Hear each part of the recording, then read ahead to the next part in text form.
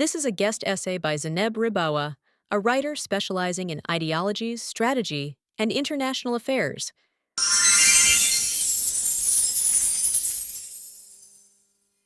From diplomacy to soccer, Israel is becoming a pariah on the global stage. Thus, a September headline from an article on the CNN website, which went on to detail how Israel is, quote, increasingly isolated due to the war in Gaza and faces backlash seeping into economic, cultural, and sporting arenas. The article had much to say about condemnations from European governments and human rights organizations, votes in the United Nations General Assembly, and a possible boycott from the Eurovision Song Contest. Such analyses have become something like conventional wisdom throughout the West. Typically, they have little to say about strategy or security.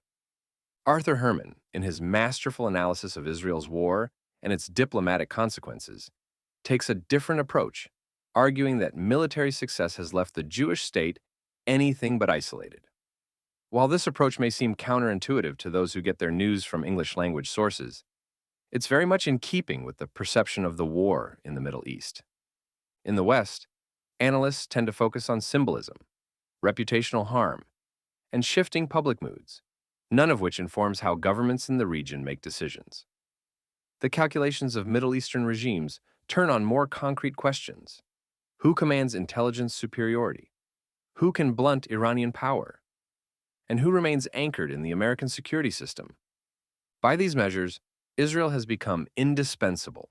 Its performance on the battlefield and its record in covert operations have only reinforced its value to governments that prioritize their own survival and long-term modernization.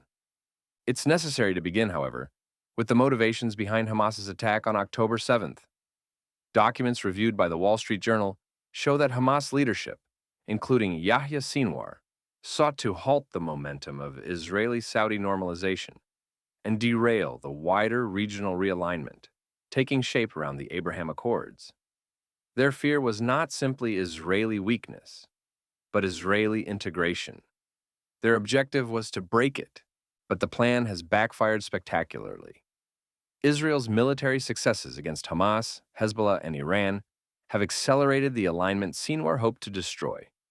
Rather than isolating Israel, the past year has made it a more valuable strategic partner. Azerbaijan makes this point impossible to ignore.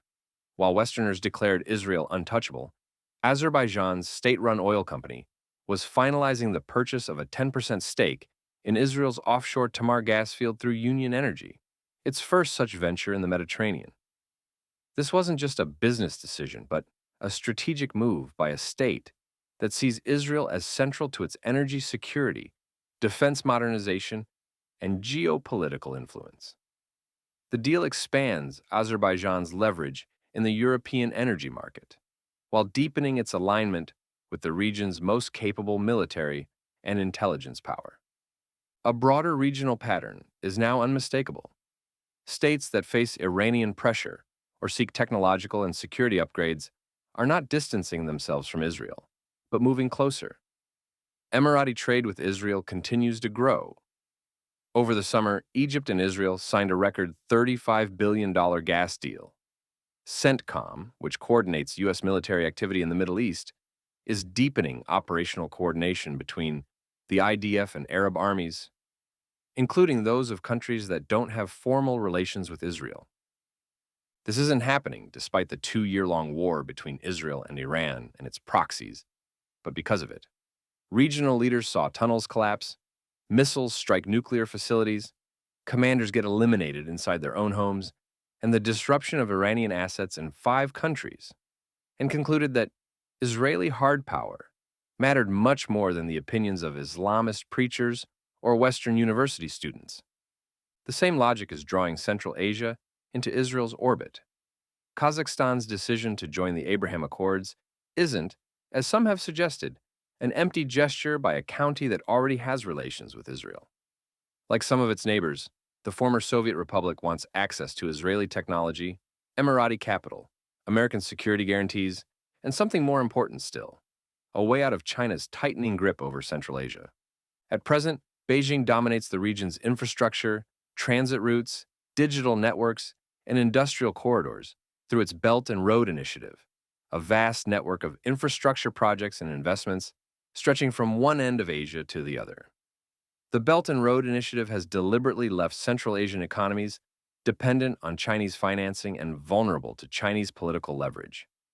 A corridor that links the Mediterranean, the Gulf, and Eurasia via Israel could offer these states a rare alternative.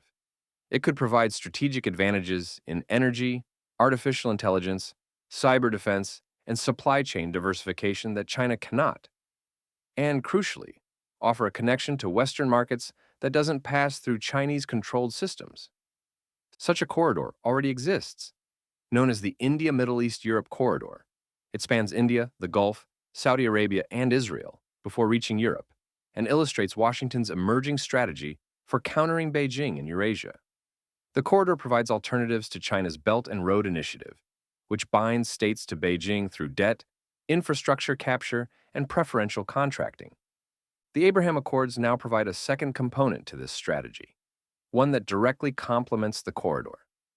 It exists because Israel proved that it can dismantle Iran-backed military and terror networks through superior intelligence combined with military effectiveness, and because Israeli civilian technological innovation is without peer in the region. These achievements make partnership with Jerusalem valuable in practical terms, and it is on this strategic reality that the Abraham Accords rest. The Gulf states add capital, logistics, and energy infrastructure, while the United States supplies security guarantees and industrial strength. When combined, these elements create a coherent system that offers cooperation and prosperity without the dependency that comes with Chinese investment. The more that states like Kazakhstan can become part of the US-backed system, the looser Beijing's grip becomes. All this matters a great deal to the United States, which has an opportunity to push back against China's expanding influence and stop it from drawing traditional American allies into its orbit. With the India Middle East Europe corridor and an augmented Abraham Accords, Washington can instead start pulling countries like Kazakhstan away from China. The United States cannot match the volume of China's lending or its funding for ports and railways, but it does not need to. Instead, it can offer a combination of security guarantees, intelligence cooperation, defense technology, and alliances that is without rival. Israel stands at the geographic hinge of the corridor, and of course is the anchor of the Abraham Accords. More importantly, it has shown itself to be the one power both capable of rolling back Iran and willing to do so. Even the American strikes on Iranian nuclear facilities in Operation Midnight Hammer were made possible by Israeli intelligence and by attacks that neutralized Iran's air defenses and decapitated its military. For states in the Middle East and Central Asia that view Iran, a Chinese ally, as the main threat to their sovereignty, these actions matter far more than public diplomacy. And they matter for America too, which needs Israel more than ever to help it keep Iran in check and to anchor its efforts to counter China. This new system also corrects the structural imbalance built into the Belt and Road. China centralizes influence within its own economic orbit. By contrast, the Abraham Accords distribute power across participating states and create a flexible network capable of innovation and resilience. Thanks to these treaties, Israeli cyber and artificial intelligence capabilities reach Gulf and Central Asian states, while Gulf investment funds support Israeli research and supply chains that run through both Africa and India. American companies provide cloud infrastructure, semiconductor production, and industrial development across regions that China once assumed it would dominate. Saudi Arabia's behavior confirms the direction of this shift. Although the kingdom continues to express public criticism of Israel for domestic and regional reasons, Crown Prince Mohammed bin Salman has publicly stated that he remains interested in normalization. Saudi plans for economic modernization require Western investment, diversified supply chains, and advanced manufacturing capacity. These goals cannot be met through an exclusive partnership with China. They require a regional system in which maritime routes, energy corridors, and digital networks function within a stable U.S.-supported framework. Integration with Israel is becoming a central element of that system. What emerges is not a story about isolation, but about strategic usefulness. Israel overcame boycotts and condemnation and still produced the outcome that matters most for the West's strategy. It plays a pivotal role in a new regional architecture that gives Washington a real platform to compete with China in energy, trade, and technology. In this sense, Israel didn't just beat its enemies on the ground, it thwarted Hamas's strategy and fast tracked the very normalization and regional integration the Islamists are trying to stop.